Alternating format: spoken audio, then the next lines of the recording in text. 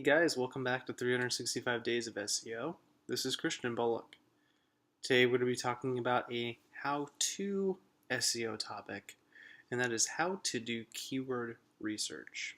So we've talked a lot about keywords being the types of words and phrases that you want to try to rank for, but how do you find those? How do you figure those out? And that's through keyword research. So really, I kind of have a four-step process, and I'll kind of take you through that here in this video. Of course, in the blog post, I will have links to all the tools that I'm talking about as well.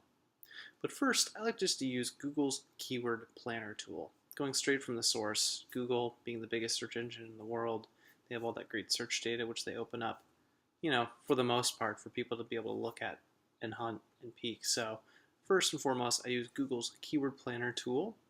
And I start just kind of typing in some keywords that I think make the most sense. You can also input a URL, and Google will find the keywords that they think make the most sense or they're most relevant to that URL.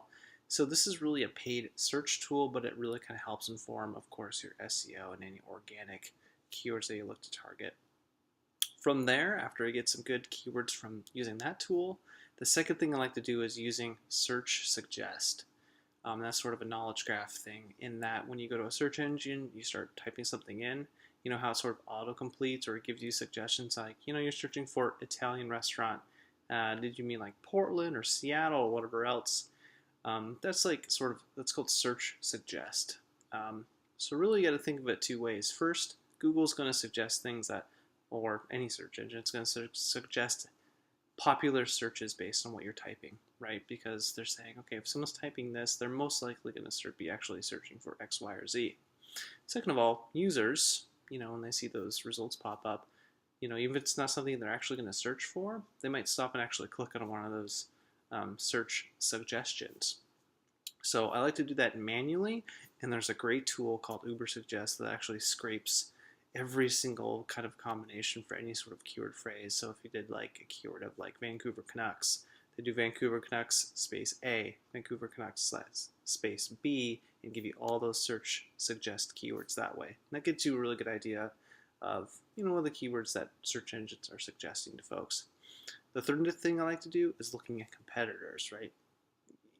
By and large, you're not going to be the only person doing a very unique thing on the web. There's going to be other people doing the same type of thing. So you can look at what competitors are doing. What are they trying to rank for? Really, if you're kind of keen on SEO, you kind of easily be able to tell the type of keywords that they're looking to rank for. Here's a quick bonus tip.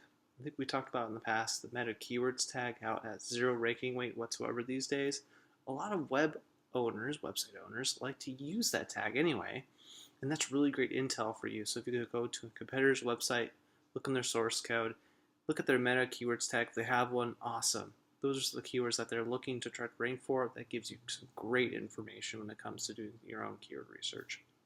And then fourth, I think it's really important to do some qualitative data. What I mean by that is things like sending out surveys to people in an industry, sending out surveys to even friends and family, opening up a dialogue with folks, and just getting to learn more about the industry or the topic that you're doing keyword research around.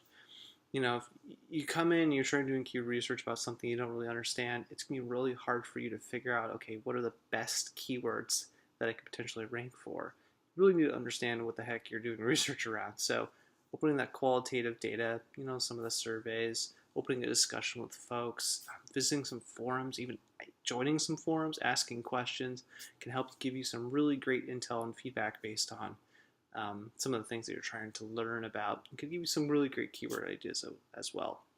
So that's generally how I approach keyword research. Again, that four-step process of using Google's Keyword Planner tool, doing Search Suggest, looking at competitors, and then lastly, doing a big qualitative data stage of gathering as much information as possible, soaking it in like a sponge, because the more you understand about the topic you're doing keyword research on, the better you'll be able to actually pick out those keywords that make the most sense for you to optimize.